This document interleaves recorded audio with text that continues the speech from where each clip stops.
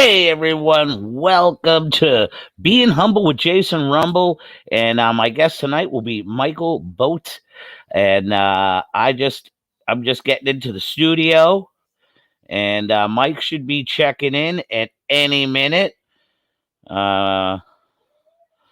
Just hang tightly with me.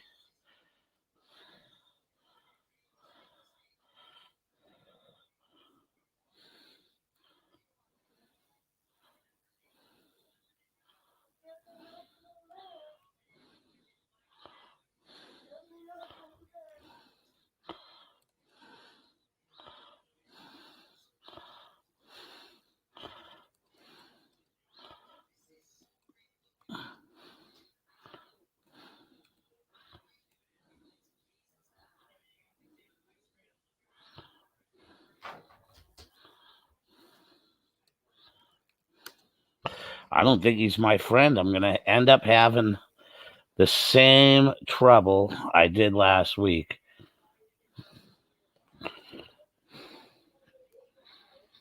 I apologize.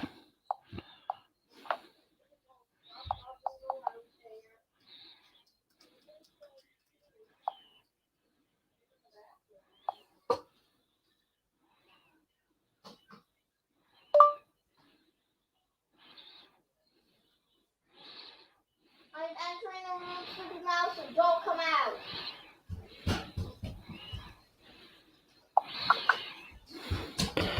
I'll have Michael in the studio in 1 minute. Evidently, I should have worked out these bugs before going live. Because unto my announcement, if he's not my friend on Facebook, I'm not allowed. I cannot invite him, even though we're friends on Messenger.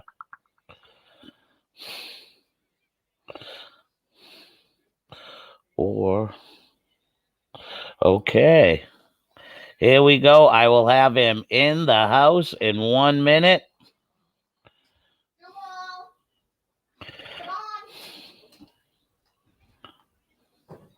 on. 2 MBOOTE.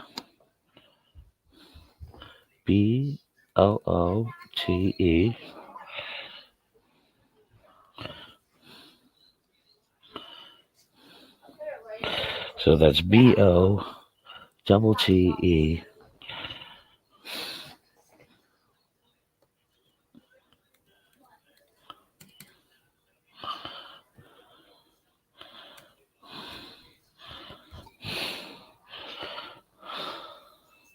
Who turned on the light?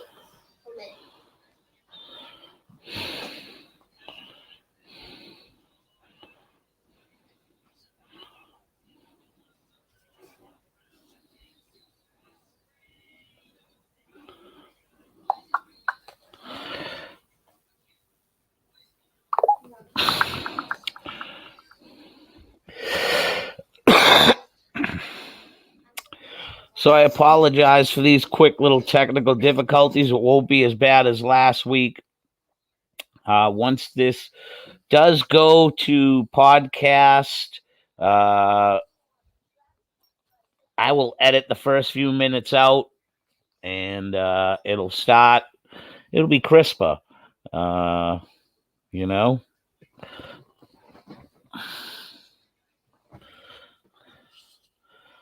So I don't know if anybody's out there live right now tuning in. If you are, what's up?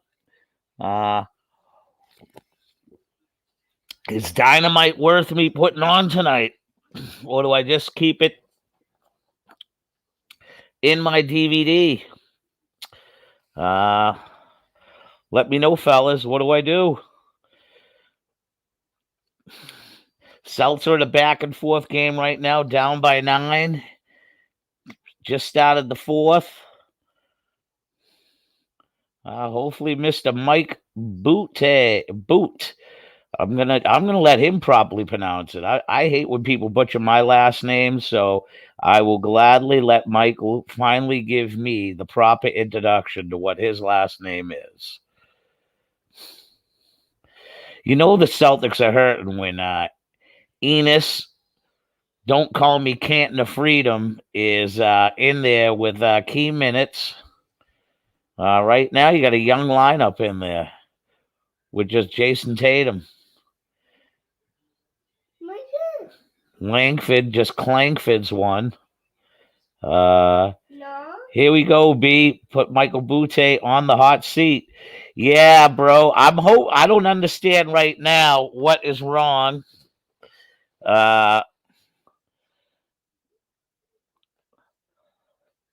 I wonder why he's having trouble. Or friend request me. MacBook doesn't support. Okay. Trying to log in with my phone. Why 6? We are friends. For some reason, when I hit invite, I'll try it again, and I go through Messenger.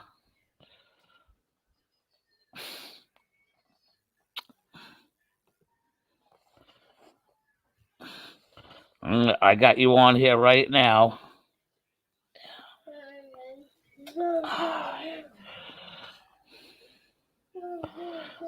Let's see.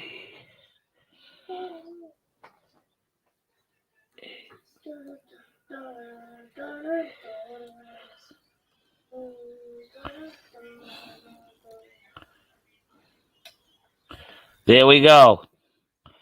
For some reason, it wasn't coming up. I just sent you one from Instant Messenger.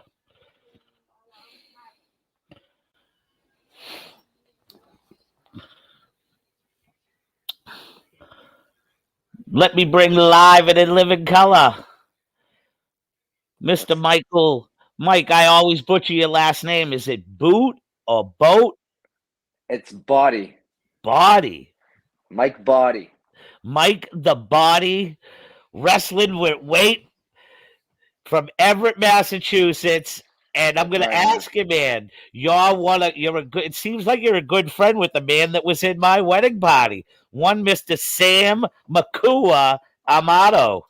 Yeah, that's right. Me and Sam, we grew up together. Yeah. We went to school together. We're both Everett people. So we decided to do a podcast together, one where I battled weight my whole life. Sam did and does continue to as well. Yeah. So we went ahead, came up with the idea. We're both fans of wrestling. So we brought weight loss and wrestling. We mixed it together.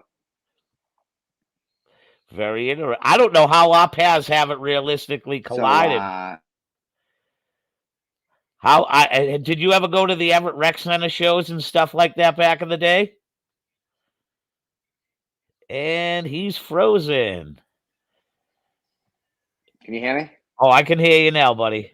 All right, good. I don't know what happened for a second there. It's all right. So I don't know how our paths never crossed. Yeah, I know. I'm not sure either. I know, you're good friends with my friend Jamie Forbes. Yeah. So me and Jamie, we go back. We met years ago. I used to go in his dungeon in his basement and get tattoos. And my brother Steve worked with him at Bingham McCutcheon back in the day. Okay. And that's how I got a job there as well. And that's how we came to know each other, really. Been friends ever since. Hilarious. Now, are you the same age as Sammy? Or are you older? I was born in 84, so I'm 37, 38. Okay. I forget. I think 38, 37, yeah. Yeah, 38, all right. 84, yeah. Okay. So then you know Kenny Kelly? Kenny Kelly. Is he the Everett officer? Yes, he is. Yeah, he wrestles. Yeah, he used to help out with all the guys. So I would safe to say you're a frequent flyer of the American Nutrition Center then if you're wrestling with weight. Yeah, the Cardillo's down there in Everett. Yeah, absolutely. You know, Peter and Stevie, baby. Yeah, that's right. They make the championship belts. They're great guys down there. Yep, they are great guys. They are excellent guys. Yeah. So I had to have seen, if I'm not mistaken, in the background while you were moving, I believe you have a similar picture to what I'm sporting. What's that? The Muhammad Ali. No, not here. This is my living room. My wife keeps everything. I'm not allowed to have that stuff up here in my living room. Downstairs in my jam studio, it's different. I don't have Muhammad Ali like that, but that looks great. Yeah, I maybe I just saw a picture and I was like, oh man, that looked like Muhammad Ali. Yeah, no, honestly, it's probably just my shadow. Like I said, I had my MacBook set up. I was just gonna sit here and talk on my MacBook with you. But then there was a connection issue with the Google Chrome, so I had a. Yeah. I don't know why it wasn't reading that, but then I'm like, fuck it, let me try it from the phone, and it went through. Yeah, I don't blame you, man. I don't blame you. So, what generation of sports entertainment or professional wrestling? What generation would you say you're from? So late '80s, all the '90s.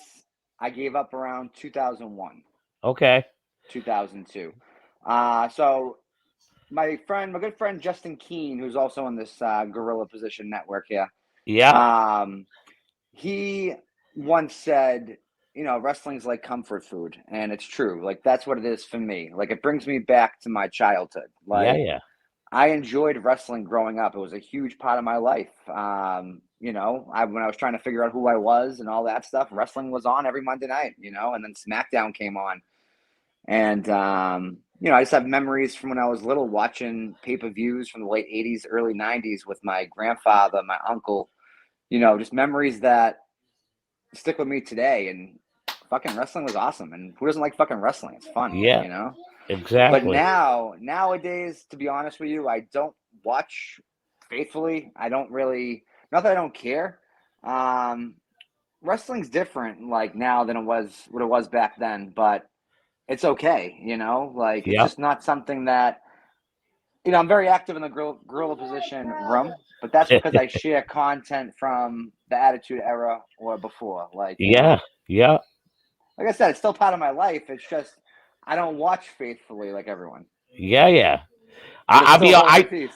I talk about it, right? And I probably do like there's probably once a month where I'm able to catch everything that we actually talk about. And yet I go every week and I talk about it. But that's the good thing of hosting. So I let the other 3 to 4 talk about it, and then I just do my chiming in. And so Right. I think that's the good thing about hosting the show. Like 100%. I just really I come up with the topics, you talk about it, and then I don't have to go to my DVR to watch it. Yeah. Because before you and Chime had gotten into, so to speak, my studio, the realm here where I could pull you up, I had said to people, if there's anybody watching right now, do I have to divulge into my DVR and watch Dynamite, or am I good with watching the Celtics right now, who, believe it or not, were down by 13 to begin the fourth, have now pulled it to within 5 with 7 minutes and change left. So yeah, I went to the game last week against the Spurs. Even though the Celtics aren't doing as well, as they should be, it was still a fun time just going to the Garden, seeing the game, being there. Yeah. Celtics games are fun. 2.5 hours. I grew up loving baseball. Baseball was my fucking sport. Like growing up, America's pastime, especially in the late '90s too, with McGuire and Sosa, the home run chase. Yep. But it's tough going to a Red Sox game now. Like it's 162 games. Like I don't got that time to sit there and watch the season like I did when I was younger. You know? All right. So I thought I was the only one that went through that. I work in the schools. I'm a person. I am the personal fitness teacher. So I teach weightlifting, which is a cool thing. And so anyways, my summertime, that's usually when I watch most of my Red Sox games. I don't get to watch much in the beginning. I don't get to watch much in the end unless we make the playoffs. It's the middle time in the summer that I really catch. And 2 years ago, we were going strong through that pandemic. It was the worst summer in the world because the Sox were like, it's sad to say, the Sox were out of contention 12 games into the season because they played that pathetic 50 game And no matter what anybody wants to say, that's a tournament, man. 50 Yeah, right. games. That's I know. that's total bogus bullshit. And like you seen it this year. I believe it was the Atlanta Braves who won the World Series. Were realistically, I believe they were like last in the National League East, and they were like bottom three in the whole National League, and yet they came to win. They came back to not only win but win the World Series. Incredible, right? And exactly. So what's that saying about like the champion the year before? I understand you're the champ, but 50 games? I know. How does that really, you know what I mean? I was just pumped up for the Braves because I was a huge fan of those '90s Braves teams. Yep. You know, those teams, ooh, lights out. Maddox, I think Glavine, Chipper Jones, Sandro Yep. Galarraga. You know. Oh yeah. Mark DeRosa, the second baseman, Yeah. and a good friend of mine, a Malden native, Kevin McGlinchey, who Oh, there gave you up. go. Yep, who gave up the game-winning home run to Robert Ventura in 1999 that sent the Mets to face the New York Yankees. Subway Series, yeah, 2000. Yes, sir. Yeah. Yep. Kevin grew up I'd say half a dozen houses down on the left-hand side. I grew up on the corner of Weston Adams in Malden and Edgeworth. He grew up Where's that near Malden? DePietro's, Big A. Okay. Yeah, Big A. Okay. So Yep. Medford line, Middlesex Yeah, area, higher now. exactly. Fellsway is basically That's horizontal. like 5 minutes from where I'm at now. Okay. Yeah, I grew up. That's where I grew up, and I grew up in Edgeworth. So is that how you came to know Chief James Forbes? Okay, the Chief James Forbes. Here we Listen, go. tell me the story, but as you're telling it, I'm just gonna walk to get my charger because my phone's almost dead. Yeah, no problem, buddy. All right. So the Chief James Forbes, before I ever knew him personally, I knew the legend of James Forbes because a buddy of mine had moved from the Lincoln side of Malden over to my side, and we used to talk Little League Baseball. And that's how the legend of James Forbes came up as a Little League pitching icon. So it wasn't until maybe in high school and we would go to the famous Joe Noon keg parties down his cellar, and that's when I basically met Forbes. Then I'd say in my mid 20s, I started wrestling in 97. I was working at a bar called TJ's that used to be Chiazzo's Playoff Pub in Malden. And Forbes was the manager of these bars that were owned by the Dockside Company. Okay. And that's how I became more friendly with Forbes. And then one of his best friends, John Preziosa, who I go way back with, like Little League Baseball back. Yeah. And they knew about me wrestling. So I told Prez, I go, yeah, Forbes wanted to come down with his video camera and heard that Jimmy Superfly Snooker was going to be in the house. Oh yeah. So I was like, yo, bro, come on down. I'll get you to meet Snooker. I promoted, so I'm the owner. So Right. anything he wanted, he got. You know? Oh yeah, that's basically how I, became very friendly with Forbes. And him and I have continuous battles, but sometimes people think they're real, but Yeah. we are very good actors. Him and I had said the other day that we're putting on better action than WWE and AEW Yeah. on a Monday and Wednesday night. Oh, listen, if you get any kind of reaction you get, it doesn't matter. It's good. You know what I Yeah. mean? Like you guys just going at it. It's fun, even with the whole source angle. Like making those videos and stuff like that. It's all out of fun. Like have a good time, cut promos. You're a fan of wrestling, you like it. And that's the thing nowadays too, is I feel like people, you look at your perspective on wrestling is different today, Yep. or for me, than it was when I was 14, 15 years old. When I was 14, 15 years old, and and I'm watching Stone Cold Steve Austin come out, and being part of going to WrestleMania 14 and stuff. Like my perspective back then was, I didn't really know if it was real or fake. Like I Yep. knew it was kind of fake, but I was 14 still, and like, to what I know about the business today. But now I watch it more because I care about where the person's signing or their creativity of their character, Yep. and what they want to do with themselves, and their roles. I don't know. It's just I look at it differently, and I'm not that I don't like it any less or more. It's just it's different, you know. True, true. That's why AEW is a different product than the WWE. WWE is, I believe to people, its product, especially on a Monday night basis right now, has Mhm. been geared down because it's a more seen product and it's seen more by the younger people. And I believe once you are a publicly owned company, it's a totally different animal. Like Yeah, what people don't understand, theoretically, the WWE, I believe, was just getting in the beginning of being a publicly owned company in the stocks at the beginning of the Attitude Era. yeah.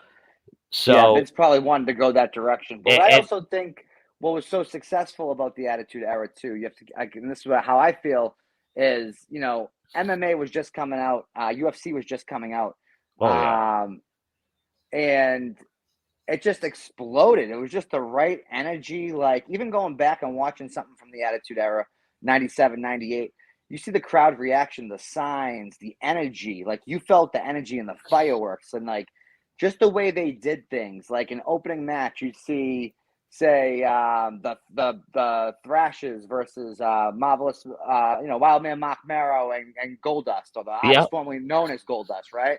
But then you'll have like little things like Luna Vachon out there and Sable and an argument. And then, Mark Marrow kicks Sable out and says, you go to the back because he's jealous. And then them two, like the whole match that builds, yeah, that's building. And then Sable comes out at the end, all fired up. Like, give me more shit like that. Like I don't know, something that just like, what a way to kick off a show. Get yeah, the crowd into it. I feel like we're missing that today, yeah, yeah. you know? I had said, I believe over the last, some of my things right now is over the past, say, 3 months in WWE, per se. Their matches at times, right, like the past few weeks, the matches have been really good. What kills the whole program is letting all of them talk. The only thing that was interesting for me was seeing, like, I like seeing Brock Lesnar right now doing his thing because Yeah, it's he's killing it. never, and he's never done it, and it's a whole different side of him. It's new. And yes, and I like seeing that. Uh, I like how this week it carried over.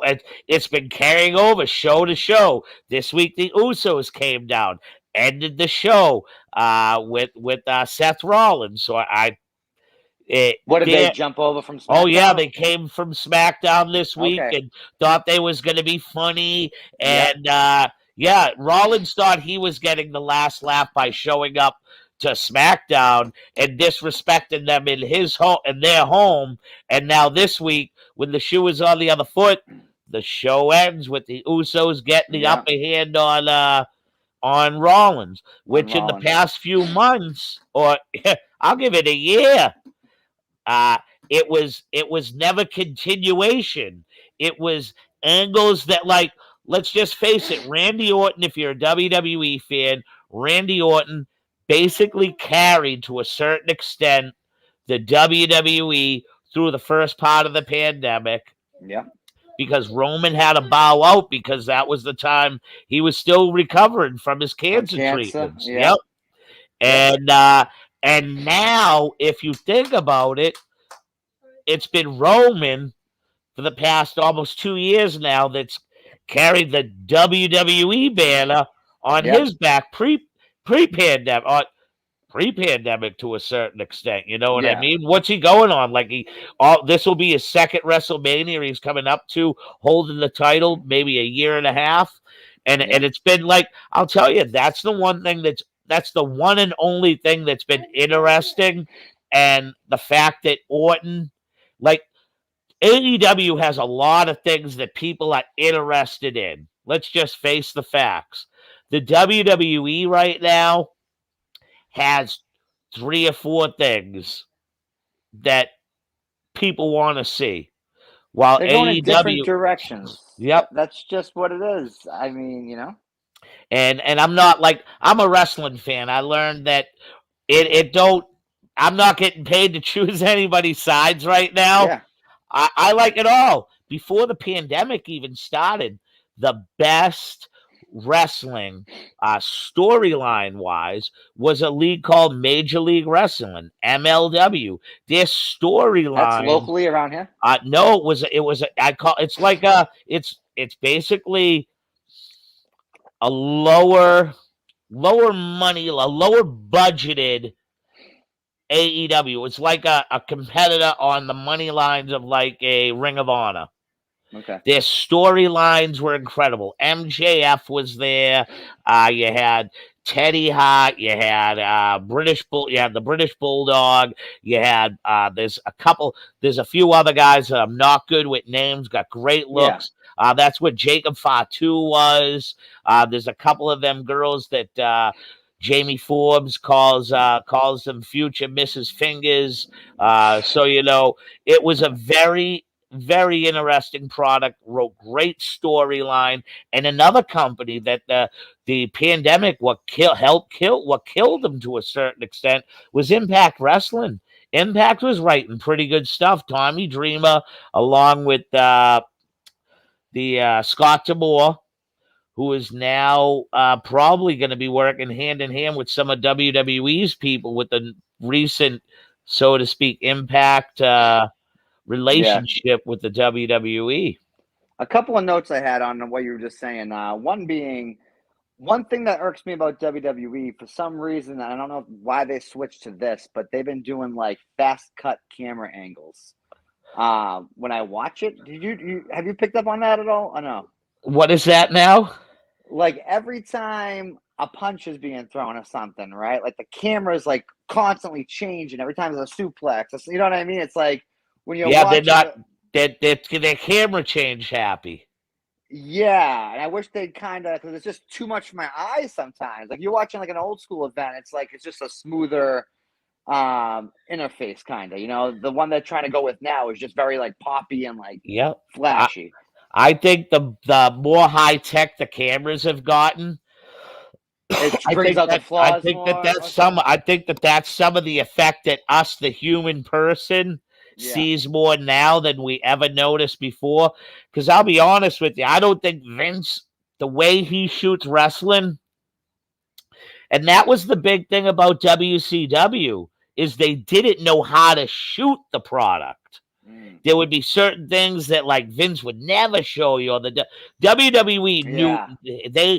they had people when they Vince is a trained people genius. and they brought people in. Vince brought wrestling camera guys in, Yeah, and yeah. Adam Jack Pelly, who's on the board here, they always focused on the facials. Yeah, exactly. Well, they have. It's because they're playing to an audience, not in house, but millions. So yes, right. without a doubt, they're playing to the facials. And a second note I had on what you were saying, you brought up Seth Rollins, and I just want to say his 2015 run was incredible that whole year. But two, it's like he's a good example of someone who killed it in 2015 on top. It's so hard today, especially when they went over to like a weekly program with so much content to fill, to Yep. be on top for so long. Like back in the day, Bob Backlund was fucking champ for 8 years. I'm not saying do that again. They're trying to replicate some of that with Roman Reigns now, Yep. with Brock Lesnar doing the long title, CM Punk. Love it. And it gives more meaning to the title, I feel. Yep. But with people's attention span, sort of like baseball, you had to make it shorter and make it more exciting by switching the title. But then, like, sometimes it's just like someone will be on top for like a year, and then they're like the Miz. Say Miz was champion, what, WrestleMania Yep. 28, and then he goes to like doing silly shit sometimes. So like, it's just tough to stay on top. Be a John Cena, be a Oh Randy yeah. Orton. That's what's crazy. So it's funny you say this. So back in the day, the reason why a champ could hold the belt so long is there wasn't internet. The champion only came to your town to defend the title. Every house show is the same. Yep. The Most kind of still is. champion was only on TV cutting a promo. Bob Backlund was never on a weekly wrestling show when I was a kid. He was my Well, all hero, they man. I had would back then remember. too is what, like superstars, really. I mean, Raw came out in '93. You Yep. had Saturday Night Main Event maybe 3 times a year, maybe. I don't know. They 5 were pay-per-views. producing in the 80s, early 80s, before it became Monday Night Raw and things of that nature. They were producing 5 syndicated shows Oh, you that cut out all again. took place. And then USA had been already producing before Monday Night Raw. When I was a kid, it was called Primetime. And it took place on either Mondays, and then they had TNT that they had that was early on the USA Network. I'm back.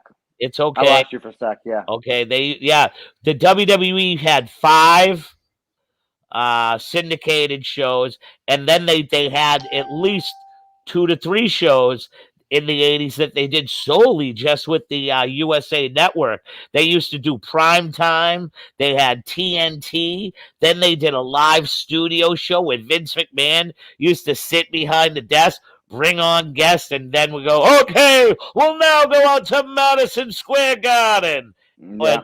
Or the Philadelphia Spectrum or the Boston Garden. But yeah, believe it or not, even in the 80s, there was still some stuff that could be seen. And if you was a big enough wrestling fan like a guy like me, I had an uncle who had cable. And I used to go over to watch 11 Alive and 9 New York. And both of those on a Saturday night, one had a 10 o'clock WWE, while the other had an 11 o'clock Oh, there WWE you go. at night.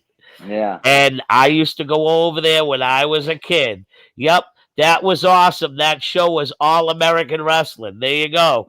That's probably, I usually have the live feed on my tablet so I can see who the Facebook friends are. But yeah, we got a good one going on tonight. We got 5, 6 people that tuning in live through Facebook. I got people coming in and out of Twitch and YouTube. So Awesome. Great. yeah, What's up, everyone? Mike the Body on Instagram. Mike the Body on Instagram. Yeah. Wrestling with Weight is his podcast. He is a Co-host native with Sam of Amato. Oh, yeah. All right. Co-hosted with Sam Amato. Sam is known as McCool in the wrestling world, and both Everett residents. Both members here of the Gorilla Position Network, was a private group of just cool wrestling people that talk topics, and we talk a lot of trash, but at the end of the day, we're all friends. And one of the ways that I came up with this is I felt like there's so many names that you've never put a face to, and they're always talking content. And I was like, I can't have this no more. I want to know, I want to get to know the people of the group and find out what their inner passion of professional wrestling is. Find out what still keeps them motivated to today to watching, what they watch, what they prefer. Some of the dislikes that are going on. If you have a night to sit down and watch pro wrestling, what does Mike the Body watch? So I'd probably go back and watch some from the Attitude Era or late '80s, like the Survivor Series with the Bushwhackers in like 1989, fucking, early Royal Rumbles. But like nowadays, say I was gonna watch a wrestling, I'm not gonna lie. Like, sometimes I'll have it on as like background noise. You know what I mean? I'll be doing something else, but it'll be on the TV in the background, so I still kind of hear what's going on or follow a little bit what's going on. But mostly it's like AEW to me resembles more of the Attitude Era because they have a lot of the Attitude Era names and people that I grew up with that still want to hold on to that generation of wrestling, right? Yeah. Because I think Vince is obviously going in a different direction, like you said. Even early on in the Attitude Era, he was Yep. already going the direction he was going in, but then just got the sponsors afterwards. And you gotta once you become publicly traded, it's over. He's making bank off these Saudi shows, Yep. like he's just doing globally. Like AEW, where are they really big right now? Just in the United States, I I think. think they could go to England. They could do well. I think they could go over to Germany for a couple of nights and do well. Uh, yeah, I think WWE they. is just a global Oh, without a name. doubt. Yeah, Uh, Yeah, and the other thing about the WWE is people don't understand the money they're making from the Peacock deal, the yeah, money they make from merchandise puts whatever AEW is or any other company to shame, to legit shame.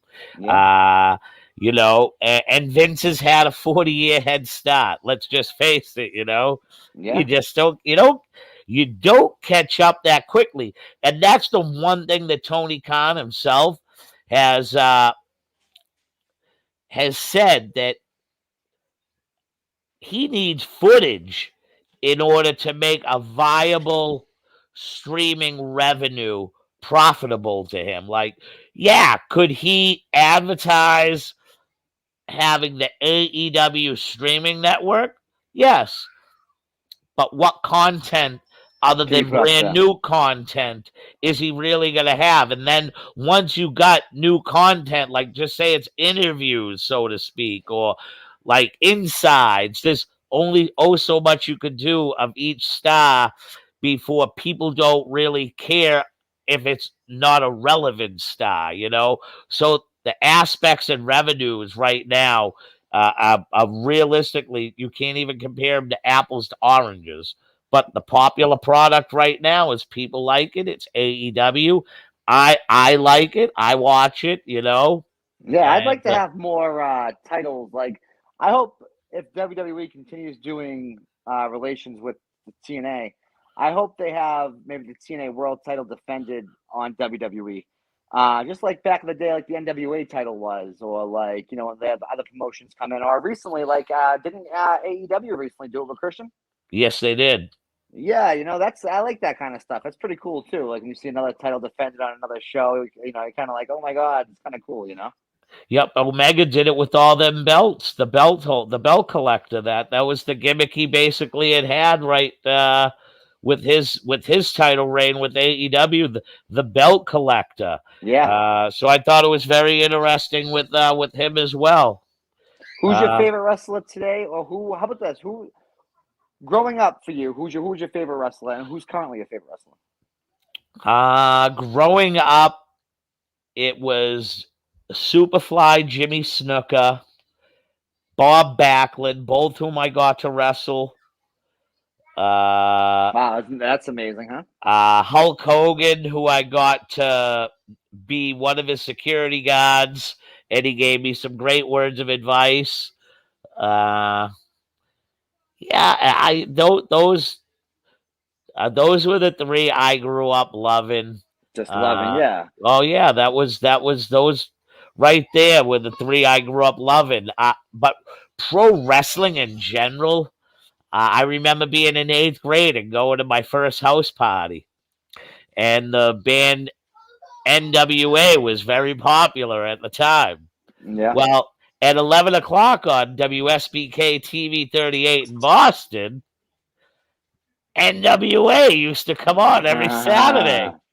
So I'm at a party and I plowed through people and I grabbed the remote. They're like, "What are you doing?" I go, "Bro, NWA's on at 11 o'clock." And they're like, "No way." And they're all, saying the name of the band. I'm like, "No, National Wrestling Alliance, dude." Yeah. I'm like, "Ric Flair, woo!" And they're like, "What the fuck is this Yeah. kid on?" Yeah, no, right? Uh, yep, see, this has to be Forbes right here. I'll put up the comment. Oh, nice. BBB made a boyhood dream come true when I dipped with Superfly in the locker room. Ha ha ha Nice. ha ha. Very nice. What? Yeah, I know James Forbes. That was one of his favorite all-time wrestlers as well. But what an incredible moment if you were, well, Chief might have been a little bit older back then, but in 1984 when Snooker did the Shared a whole, locker room with Chief Che, shared a locker room with. See, breaking in as an indie guy when I broke in was incredible. Like, Kowalski training you the first 2 or 3 years, people are like, Sergeant Slaughter, uh, Captain Lou, Mr. Fuji, uh, like Snooker, Tito Santana, George the Animal Steel. These guys by Cowboy Bob Orton. These guys by the 5 to 6 to 7 to 8 would always be in these locker rooms the first few years I was breaking in. And these are all the guys like that I truly, as a kid, like yeah. I watched. I remember WrestleMania 1, the Rock and Wrestling Connection. I remember going to the Boston Garden with myself, my father, Billy Spatafora, and Billy Spatafora Jr. And we sat and we watched closed circuit TV of WrestleMania 1 at the Boston Garden. You Not know on what, pay per too? view, but Yeah, in the the Boston Garden on the yes, screen. at the legit Boston. I used to go to the Garden every month and watch wrestling. Once we got old enough, we used to go in alone, and a couple of my buddies, John You're fading out Barletta. again. Uh, am I fading out again?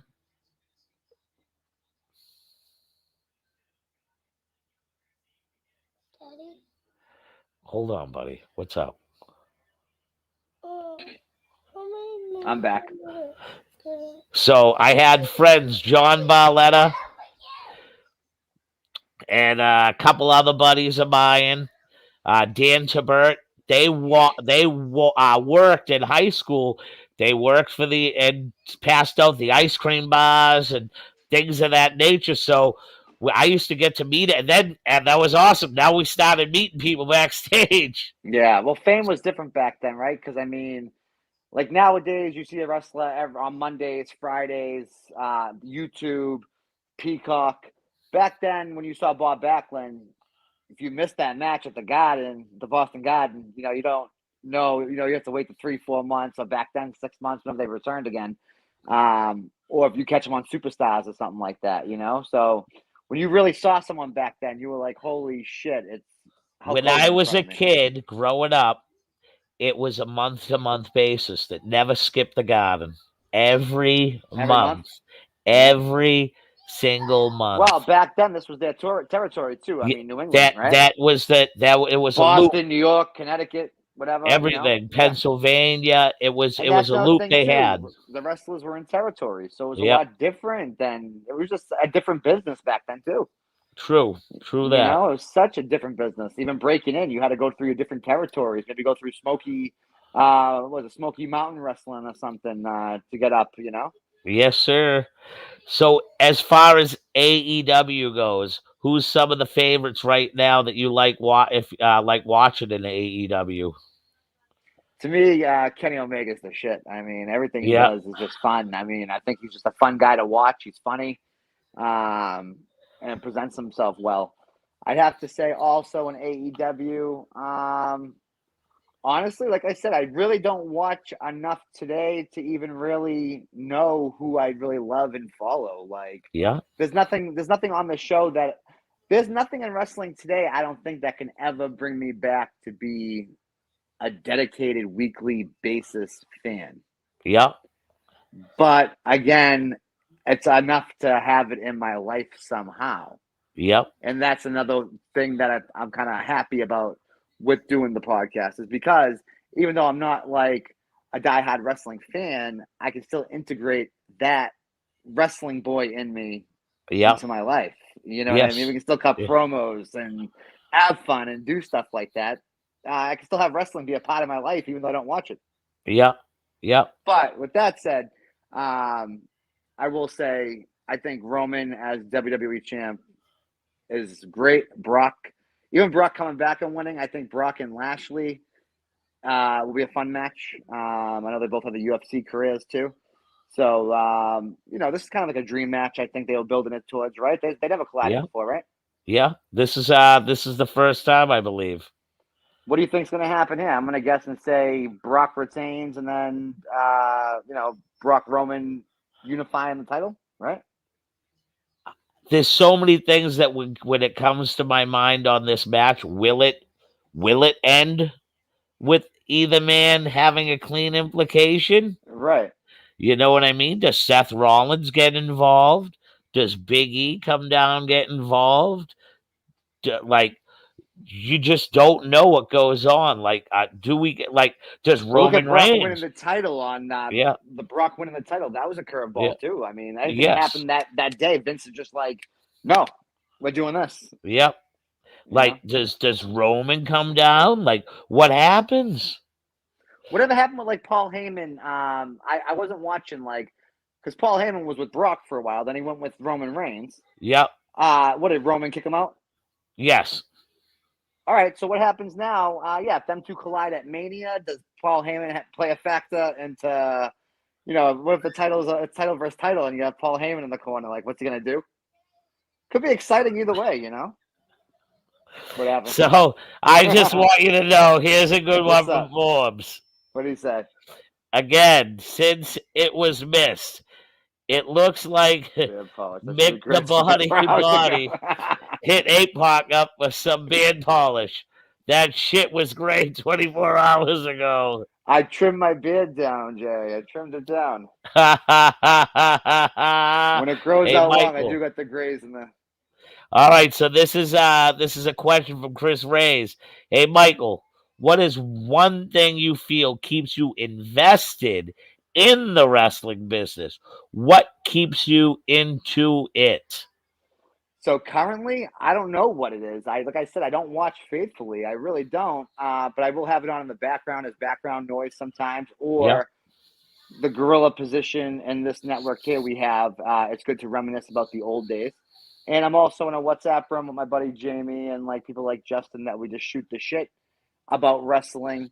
I talk about it more. I think it's just the character development that keeps me in it because some people I'm like, oh, I love the way this character's going. Sometimes I'm like, oh, what the fuck are they doing with this person? Um, that is a good question as to what keeps me invested in it because there's nothing really. But you know what it was for a while? I can tell you what it was for a while. Like where his Sting's running WWE like in 2015. I was so invested into like, will he go to WWE after everything that's happened? But of course he did because Vince fucking had him by the balls. Like he owns the library, Like he yeah. had to go there at some point. It was just a matter of time. It's too bad he didn't. Like, that's one thing, like, people don't understand. Like, Vince,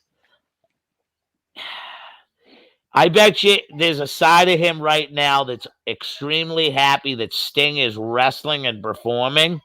But at the same point in time, when he was contractually wrestling with the WWE, after Seth Rollins basically broke his neck, Vince Yeah. Vince was probably outright scared and was probably like, I just don't want a guy like that Yeah. getting hurt in my ring. I don't want my A fans. 53-year-old man getting tossed around. Yeah. And I think I understand it more than anything. He didn't want his fans having the last memory of Sting going out like that. So what's going on is I was one of the first ones that I pooped all over the Sting signing about because I didn't really think it was much.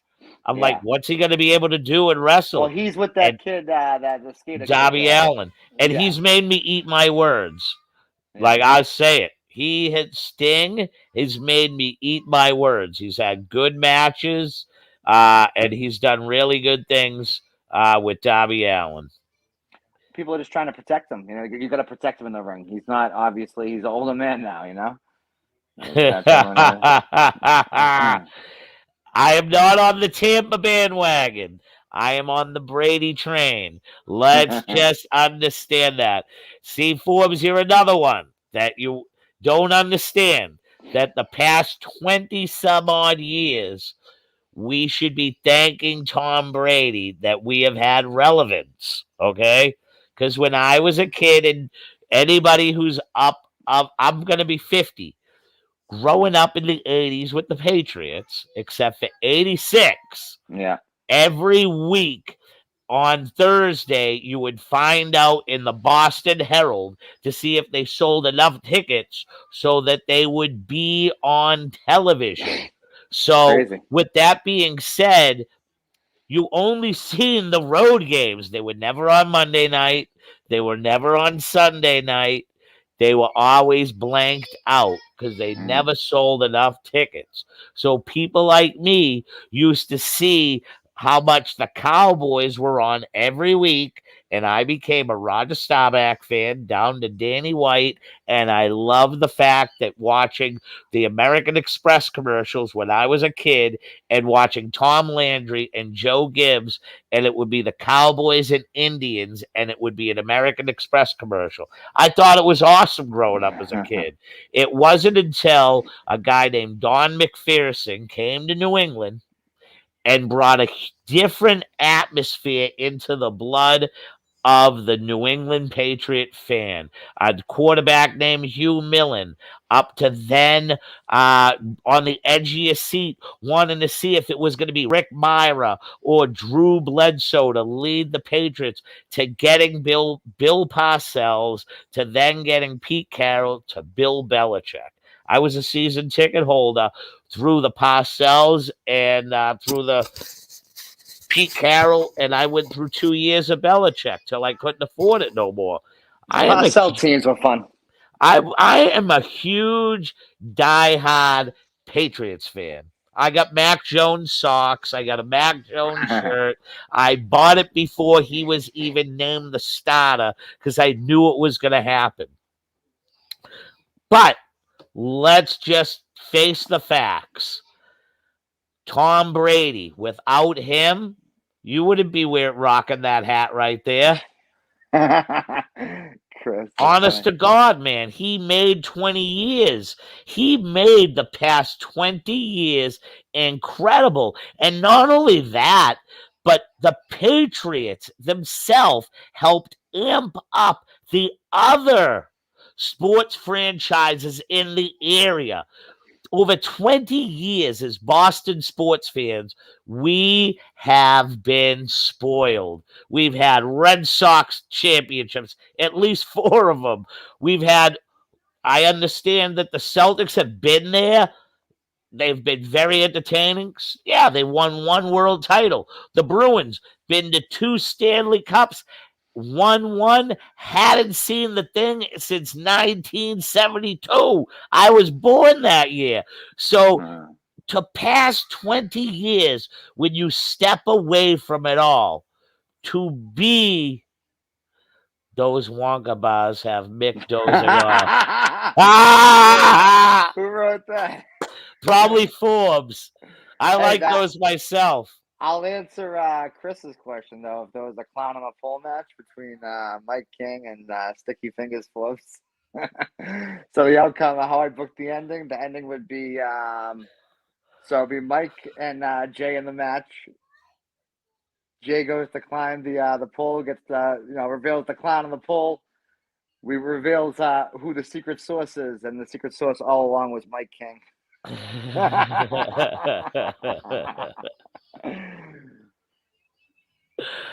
Yeah, so somebody put up I love those Adidas soccer style letters that were crooked with the 2 different striped Patriots with the long Patriot flying Elvis on it. The funny thing is you mentioned that Scott Zolak 2 days ago, I believe it was Friday, talked about those uniforms on 98.5 The Sports Hub. And he said the reason why that they did okay, I understand. So, Chris, all right. Tuca. So, anyways, 3 Stanley Cups. You lost 2. You won 1. Excellent. So, anyways, Zolak, they talked about it, and the equipment managers used to hate messing with those patches to sew them up. And that's one of the reasons why they did away with the big flying Elvis. But yes, I would love those uniforms too. I don't, I know, don't fucking remind me. But still, what I'm saying is Boston sports fans, over the past 20 years, we have been spoiled. Oh yeah, I mean, just the Red Sox. I mean, the Bruins won cup, Celtics won two, Pats. You know, Red Sox are up to what, 4 now? For Yeah, I mean, no other city can replicate that. City of Champions, that's right. So Yeah, that's why, I mean, people are all over the Patriots right now. And that's why I call Forbes a pig cap. First thing he did is of course he because is. Mac Jones got a spaghetti arm and is not you. He played.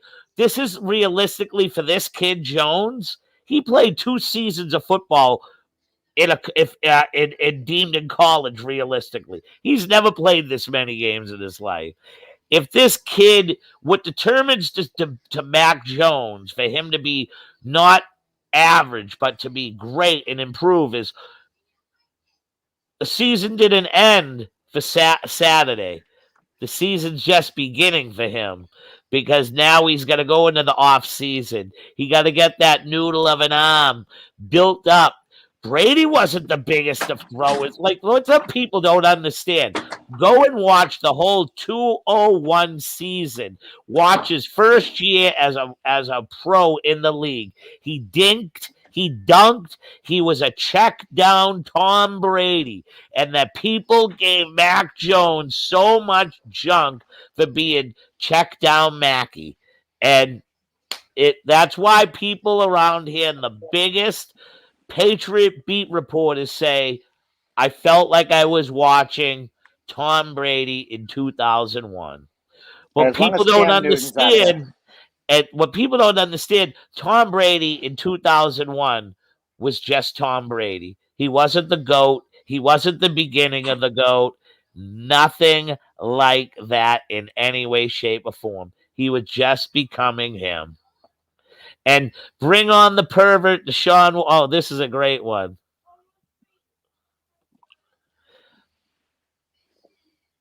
no,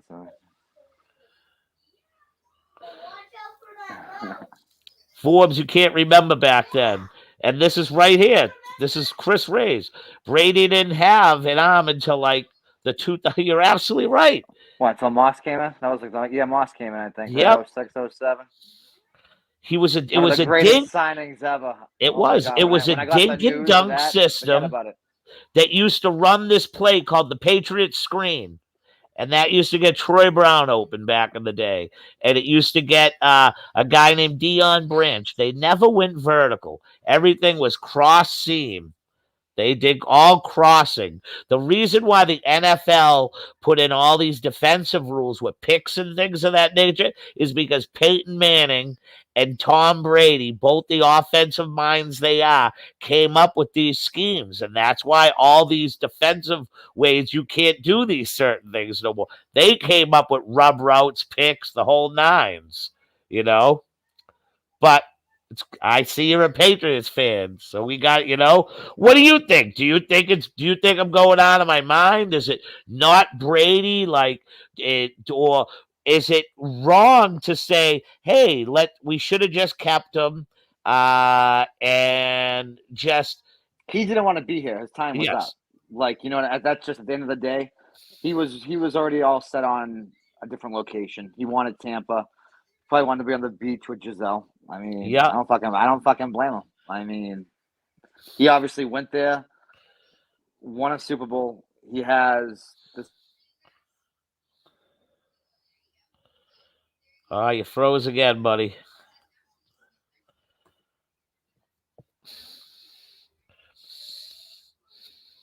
Cuts out, then comes on, but It's all right. Same amount of playoff wins as in the NFC as Aaron Rodgers, and he's Yep. only been in the NFC for 2 years. So Yep. people can say what they want about Tom Brady, but at the end of the day, he is the fucking goat. Yep. And but his time here was done, and it would have been great to have Patriots versus the Bucks for a Belichick versus Brady again to have the saga continue as to who the best is. It would have been what's best for football, Yep. ratings wise, money wise. It didn't happen, but the Pats are set up nicely with Mac Jones. As long as Cam Newton's out of here, I'm happy. Yep. And the Pats will be fine. I mean, it's just gonna take time. I mean, no one's fucking Brady, like nothing you can do.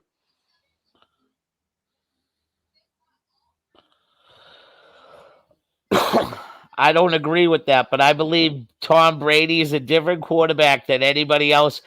And what people don't seem to understand, he didn't have shit while he was a quarterback here. What did he have? What did he really have? Gronk. Gronk would get injured. Then you rely on Edelman, or you relied on what? Yeah, he had He, one person at a time, yeah, really. it's like he was never blessed with all these weapons that people want to believe he was. And I understand he won. That's the bottom line. That's why Tom Brady's the GOAT, because he played with less and other people played with more. Like, look at Peyton Manning. I was just Peyton gonna bring up Manning Peyton had because weapons. that was the argument though back in the day. It was like fucking Peyton or Brady, and look at Peyton. What he ended up winning one with Indy, one with Denver, I think, right? So he won Yep. 2 total. But the whole argument back then. Now Brady's on fucking ring number what, 8? Yep. Like crazy.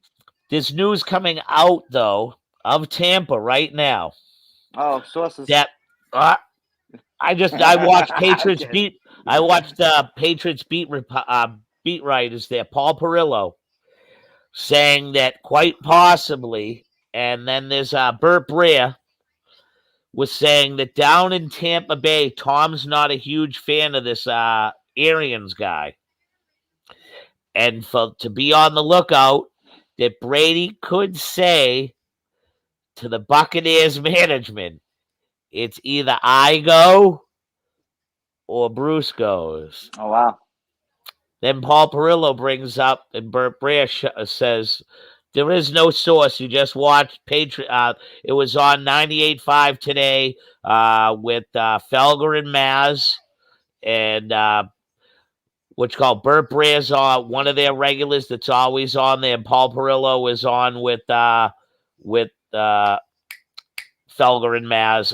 The Burt Breer was on with Zoe and Beetle. Both of these guys said this today about the basically Brady and Arians butting heads.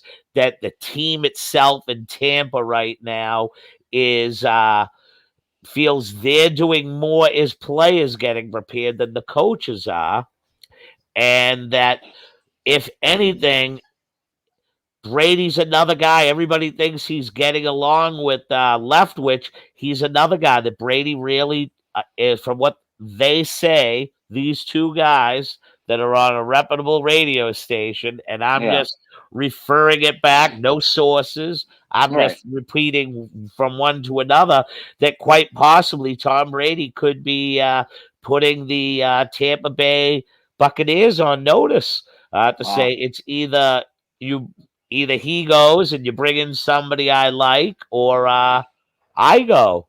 And there's plenty of 1 year to 2 year ventures that Brady could walk into right now he could basically do the same thing. Yeah, no, 100%.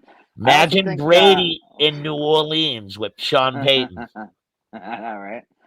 I also think the Bucks, obviously people want Brady to win still, but it's fun just having Cincy in there this year, having the Bills in there this year, like mixing it up, having teams that aren't normally in there all the time.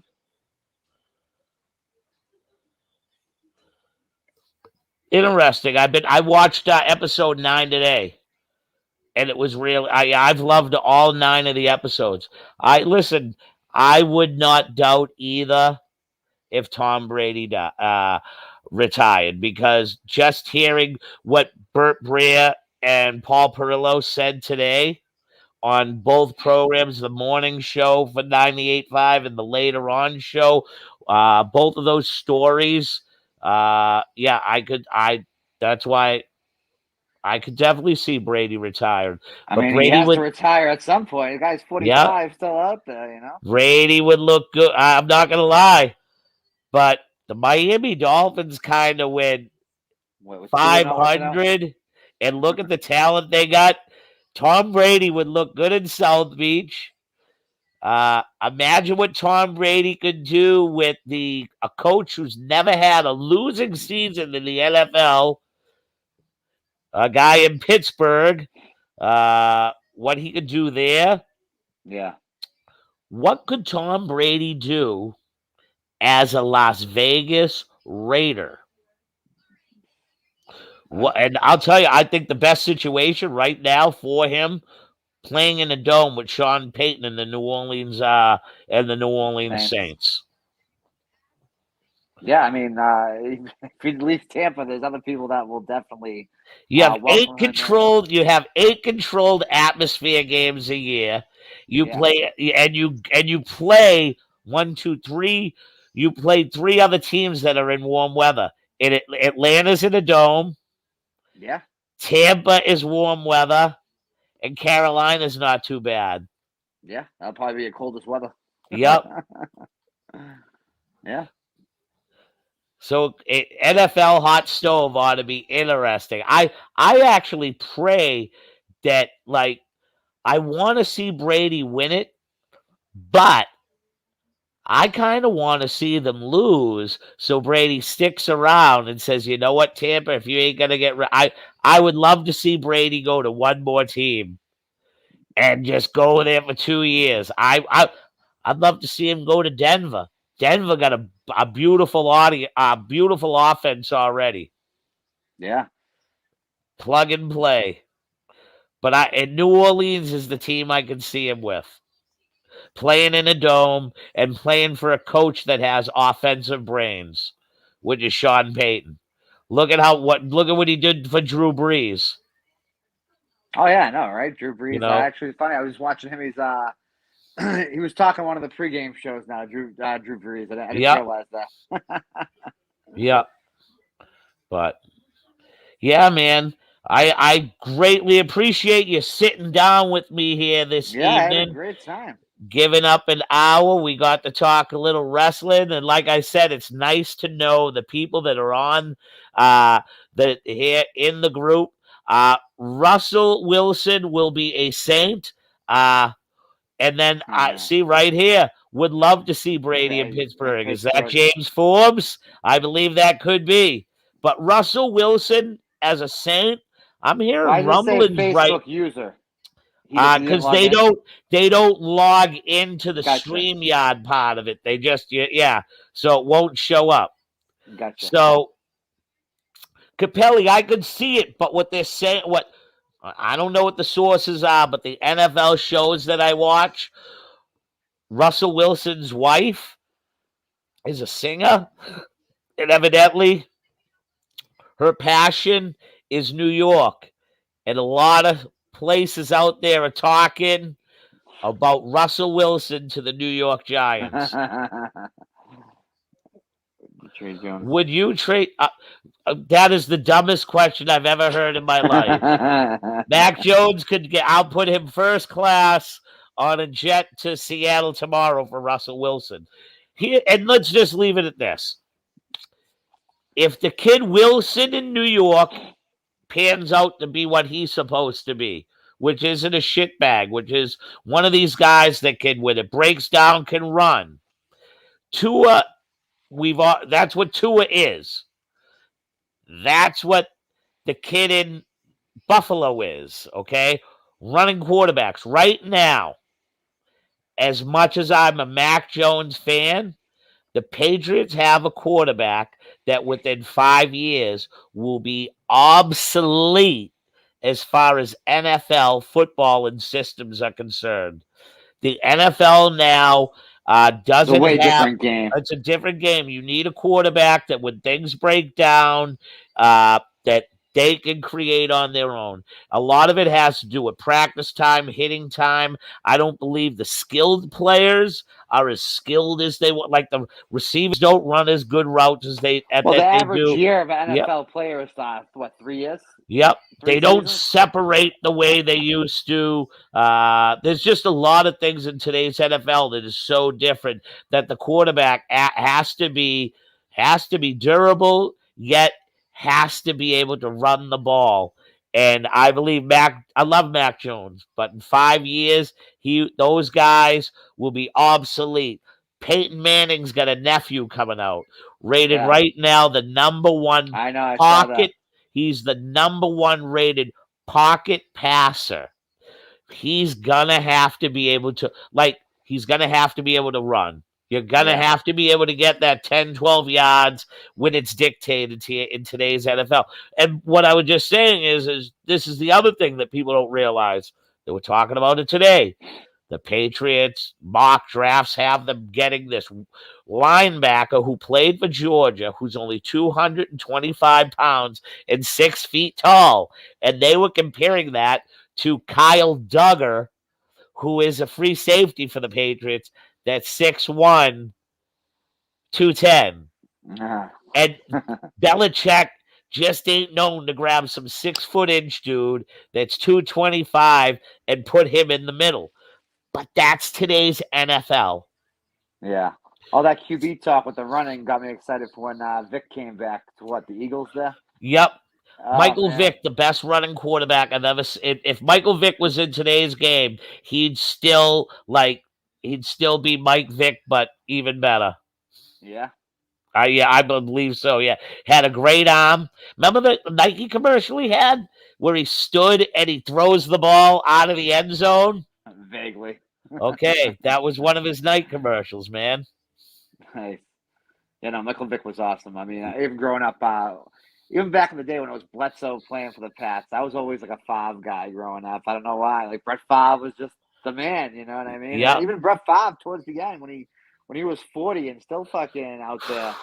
I mean, he was putting up numbers, dude. Favre got the shit kicked out of him that year when he was the quarterback for Minnesota. And I believe it was that Saints game. I got a whole different respect for Brett Favre. Like, that dude got the shit kicked out of him. And you know what? The refs didn't give a shit. Chiefs want Colin Kaepernick. Chief wants Colin Kaepernick as Patriots QB. Oh, my God. Yeah. Colin Kaepernick hasn't played football legitimately in 5 years. You know what Colin Kaepernick is going to? He's making his money, though. He's making his money. He's going to the USFL. That starts in April, to be played in one stadium for the first year. Yeah. Yep. So that the league can survive and it can get past the pandemic to next year. We do actually have to look forward to is the XFL. Anything The Rock does, I'm excited about that. XFL 2023. USFL starts and it's owned by Fox Sports. It'll be on NBC and Fox starting April 2022. So who owns that? You know? Fox owns the USFL. They bought it. Yep. Okay. Nice. Being That's funded cool. by Different Fox. options out there. Yep. And competition's a good thing. The problem is, will you ever get to NFL level to compete? I don't know. Vince tried it with the XFL, the original XFL. That was fun, but that was a little fucking crazy at the same time. I think they just threw the ball at I don't know. It was just nuts.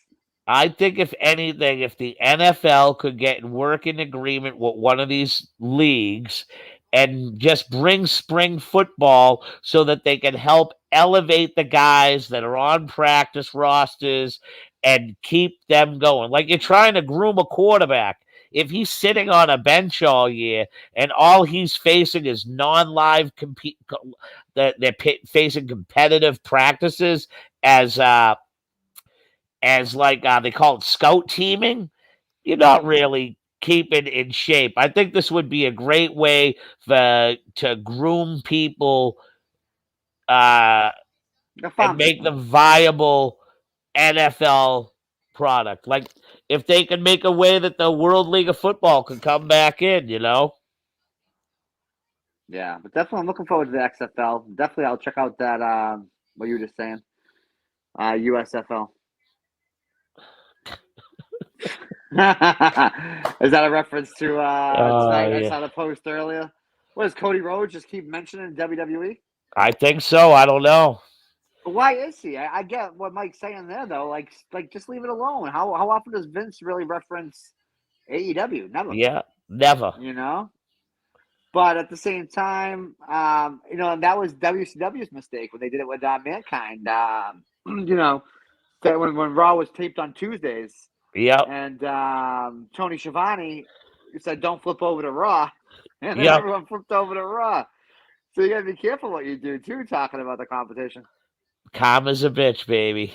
Yeah, All right, brother. Well, it's been Hey, I nice had a great talking to time. you. Yeah, you too. So I look forward. Maybe we'll have to pull you on as a guest panelist one of these times to discuss our weekly topics. Yeah, I'll definitely come on and shoot the shit, man. I Awesome. really enjoyed. I had a good time today. Thanks for having me on. Anytime, brother. And once again, to my people out in Facebook, out in Twitch, out in YouTube, this is Mike the Body. And, Yeah, right. give them a look up. Wrestling with Weight. Mike, tell them where they can find you Yeah, out on there. Instagram at the Wrestling with Weight podcast. On Instagram, you can find me also at Mike the Body BOTTE Body BODY at Mike the Body, and that's on Instagram as well. Obviously, find me on Facebook in the group. You can send me a friend request through there. Yeah, I'm around.